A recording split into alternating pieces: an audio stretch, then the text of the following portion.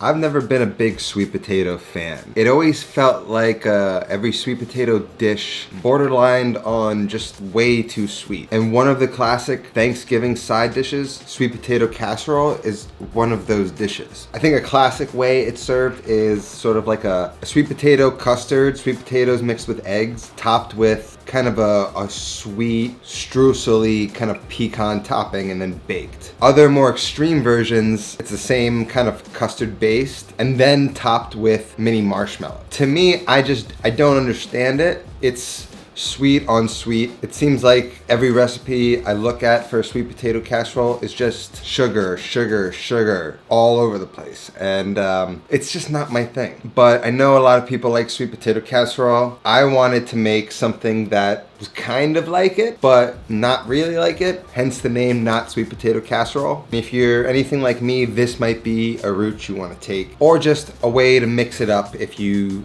have historically always done sweet potato casserole that traditional way. So let's just get right into it. First, I've got some good maple syrup. I don't know where this came from, but it's like all in French. It's from Canada, grade A maple syrup, so I'm gonna use that. So I just want about a cup of chopped pecans. So I'm gonna eyeball it, roughly chopped.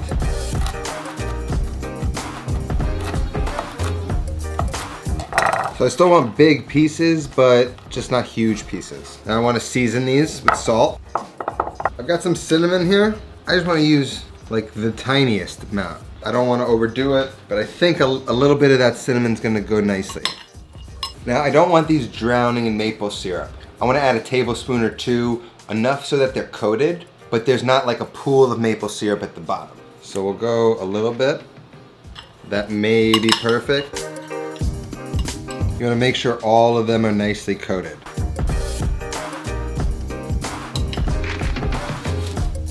Now you take a sheet tray with some parchment paper or a silk pad or whatever, something that's not going to stick and be ridiculous.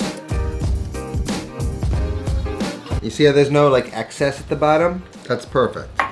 Now just spread these out. Now this goes in a 350-degree oven for about 15 to 20 minutes or until they get nice and toasty. And then we're gonna get them off of this, let them dry and kind of crisp up while the sweet potatoes roast. They're gonna roast for a while. I just wanted to get these out of the way first.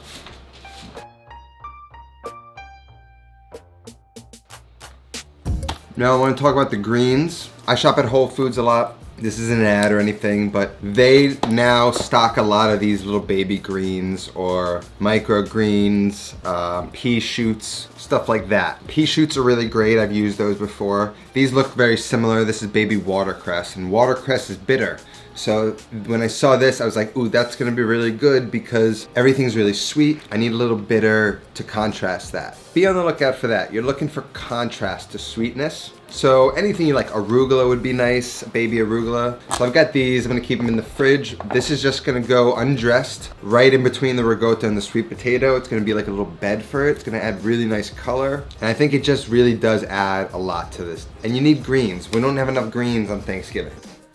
Sweet potatoes, yams, sweet potatoes, same thing, don't worry about it. Maybe there's a little bit of difference in the shape, but honestly, don't freak out. Get yams, get sweet potatoes, whatever you see, forget about it. All we're going to do is roast these at a high temperature. We're not gonna season them. We're not going to oil them at all. We're just going to get these on a sheet tray into the oven around 450 degrees. We're gonna let that go for an hour and a half, even up to 2 hours. Like we really wanna get the outer skin super duper crisp, and inside it's almost gonna like caramelize the sweet potato, recreating that sort of baked sweet aspect of a sweet potato casserole. Just gonna give them a quick rinse.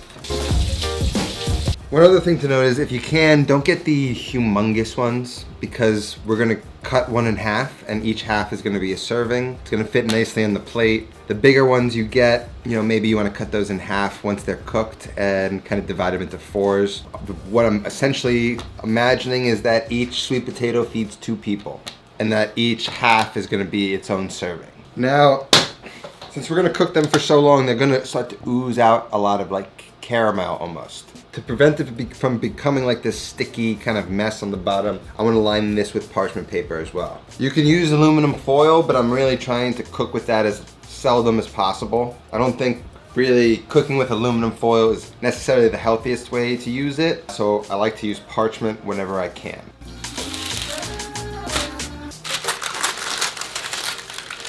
Now the pecans are in there. They're almost done. We're gonna go in and start to stir them around, make sure nothing burns. The pecans are cooking at 350 degrees. When they're done, we wanna put these in, bump the temperature up to 450. So I'm just gonna finish cooking the pecans, stir them up, make sure they don't burn, and then I'm gonna throw these guys in.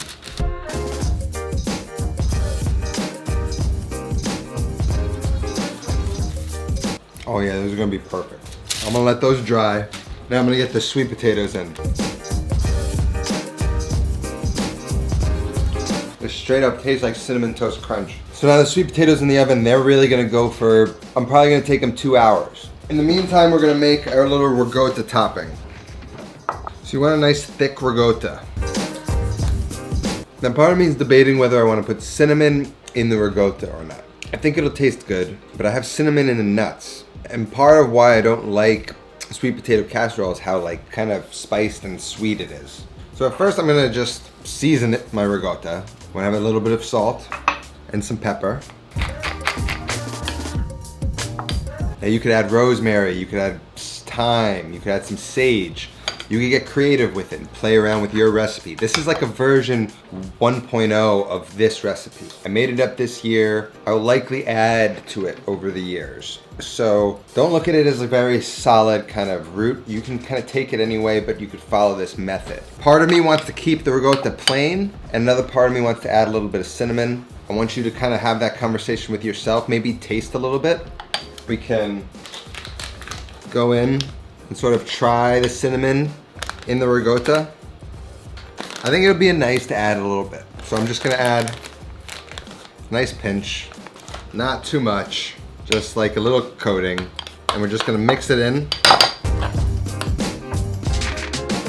So it's nice, it's just like the subtlest hint. It's not too strong. And again, I think the thicker the ricotta, the better. This is a little loose, but I'm gonna deal with it. And again, if you don't want cinnamon in it, leave it out.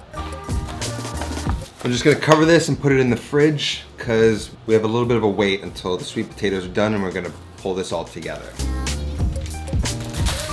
Now look at this. Little pecan clusters.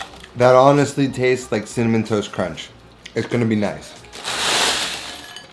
So everything's prepped. Sweet potatoes are cooking. They're gonna just go. We're gonna kind of rotate them every half hour or so just to make sure they cook all the way around. And we're gonna check back in about an hour and a half, 2 hours.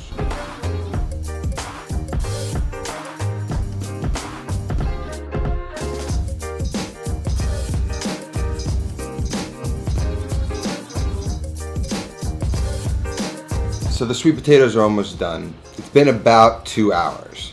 So I'm getting ready to take them out. I'm starting to get all of my sort of finishing stuff ready. Since I wanted really good quality ingredients, at the store I saw this Icelandic butter, s'more. I thought it said Thor. I love Thor, so I got it. And it says Icelandic butter made from grass-fed cows, rich in flavor. I feel like that's gonna go really well. I also spent a lot of money because the holidays. This bottle was $20, but this is really unbelievable olive oil. It's a product of Italy, and I tasted it when I got home. It's just fruity, right? If you want to find a good finishing olive oil, buy an expensive one. This one's from Sicily. You really have to taste the fruitiness. It's gonna go so well with this dish.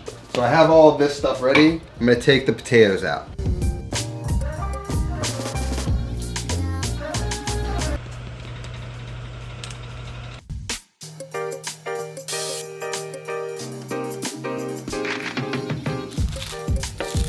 This is what you want to see. You can kind of break the shell. They almost smell like marshmallows. It's beautiful. That's great stuff. Don't worry about that. So here's what we're gonna do. This one looks pretty to me. I'm gonna slice this in half.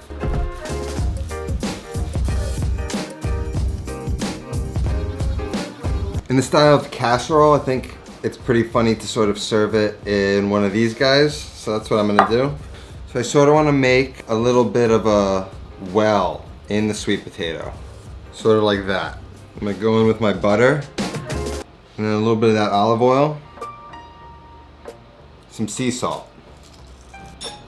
That was too much butter. Less butter than that.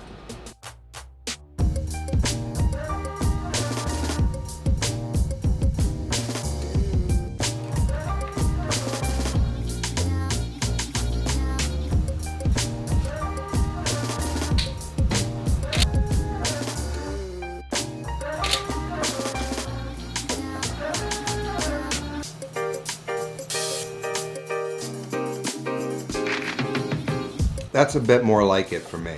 The combination of ricotta and sweet potato with some of these spiced pecans is crazy.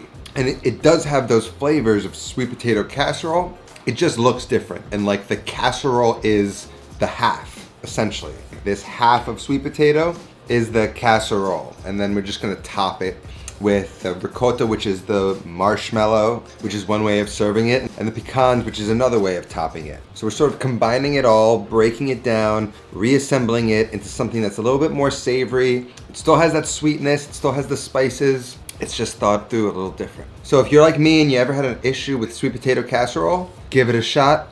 I think you're actually gonna like it.